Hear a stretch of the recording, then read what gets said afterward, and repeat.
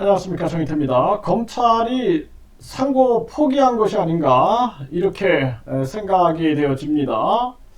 네, 예수 사칭자만 상고 본인이 재림 예수다라고 외치고 있는 거죠. 그리고 국회의원 출마 선언을 한 그러한 상황입니다. 재판 상황을 보게 되면은 이 교주 변호인 측만 상고장을 제출을 했습니다. 지금 검찰에서는 상고를 포기한 게 아닌가 이렇게 보여지고요. 그래서 이 형사소송법 제374조를 보게 되면 상고 기간인 7일로 되어 있습니다. 그래서 7일 안에 내가 상고 의사를 밝혀야 되는 것인데, 그런데 지금 상고를 밝힌 그러한 기록이 없습니다. 네, 지금 2월 2일 이후로 일주일이 지나버린 그러한 상황이죠. 네, 그래서 상고장이 제출이 안 돼 있는 지금 정황이라서 검찰이 상고를 포기한 게 아닌가 이렇게 보여지고요. 그리고 이 예수 사칭자는 상고를 했어요. 그리고 국회의원 출마를 한 겁니다. 여기서 그냥 재판이 종결되면은 출마를 못하게 돼 있죠. 그래서 우리가 뭐 100만 원 이상의 벌금이다.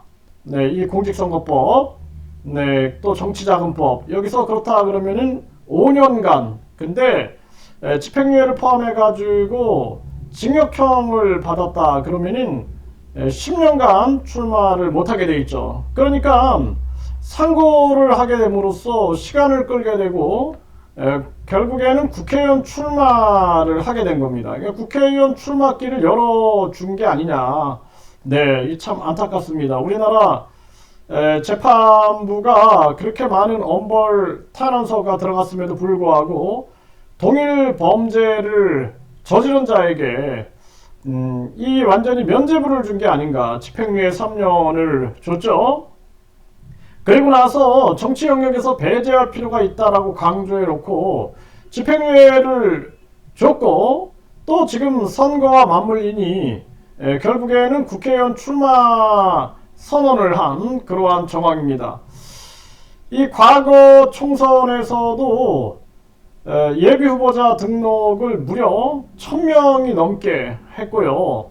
뿐만 아니라 257명의 후보를 냈지만 모두 떨어졌고, 그 출마자들 중에는 강요가 있었다라고 지금 증언을 하는 사람들이 시사포커스 더스팟에 나와가지고 증언을 하고 있는 그러한 정황이고, 또 성추행 의혹을 제기하는 사람들이 이 증언을 하면서 문제를 제기하고 있는 정황입니다.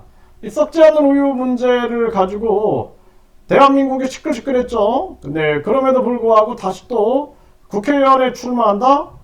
그 앞에서는 정치인의 가면을 쓰고 나서고 있지만 뒤에서는 종교 장사꾼, 정치 장사꾼, 그래서 대통령 대리권 판매 의혹으로 고발이 지금 들어간 정황이고, 뿐만 아니라 본인이 천국 티켓, 그리고 대천사, 또 축복 이런 것들을 돈을 받고 판매하면서 여기에 대해서 사기 의혹이 일어날 수밖에 없는 그러한 정황이죠. 본인이 우주만물 창조신도 아니고 재림 예수도 아니고 또 신도 아니면서 신을 사칭하게 되는 것이죠. 그동안 박근혜랑 결혼하기로 했다. 거짓말로 드러났죠. 또 부시 취임 만찬에 한국 대표로 참여했다. 거짓말로 드러났고, 또 이번에 박정희 비선, 이병철 양자였다. 혐의를 인정하고 범행을 자백했습니다. 거짓말로 드러난 거죠. 또 썩지 않는 우유가 만병통치약인 것처럼 떠들어댔는데 본인이 건강 관련 참고 자료를 제출하면서 또 집행유예를 받았습니다. 변호인을 법무법인 3개를 선임했어요. 일반적으로 일반 국민들은 변호인 1명 선임하는 것도 굉장히 이거는 뭐 집안 뿌리가 흔들리는 그러한 정황이 될 수가 있습니다. 그럼에도 불구하고 이런 일이 지금 벌어지고 있는 거죠. 이 대한민국이 어떻게 되어가고 있는가. 빨리 이 유전무죄, 무전유죄를 끝내고 의료나 법무 영역은 공공의 영역으로 가져가야 된다. 그렇지 않으면은 정의로운 사회가 되지 않아요. 사실과 진실을 밝히는 사회가 아닌 돈으로 가지고 진실을 덮어버리는 그런 법 기술자들이 법정난을 치고 뿐만 아니라 돈 있는 자들이 법 기술자들로 하여금 결국에는 손바닥으로 하늘을 가리는 그러한 일들이 일어날 수 있다라는 것입니다. 그렇기 때문에 이 대한민국의 법무 영역이나 의료 영역은 공공의 영역으로 가야 된다. 이거를 시장 경제 영역으로 갔다가는 결국에는 많은 사람들이 진실이 덮여져서 억울한 원한을 갖게 되는 그러한 상황이 만들어진다는 것입니다. 참 이 안타까운 일이 아닐 수가 없고, 검찰이 상고를 포기했다라면 참 이 대한민국에 정의가 있는가 라는 부분에 대해서 의문을 안 가질 수가 없습니다. 그리고 이렇게 법무법인을 3개나 변호인으로 선임해 가지고 그리고 본인이 유리한 지위를 갖게 된다. 그러면은 이 나라에 과연 진실과 정의가 있는가? 참 안타까운 정황이다. 이렇게 생각을 하게 됩니다.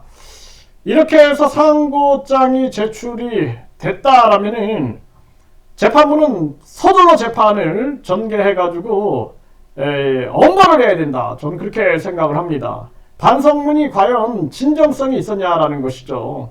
그 반성문의 진정성이 없지 않았느냐, 또 이것이 집행유예를 받고 출마하기 위한 수단이 아니었느냐라는 거에 대한 엄벌이 있어야 된다. 저는 그렇게 보고 있습니다.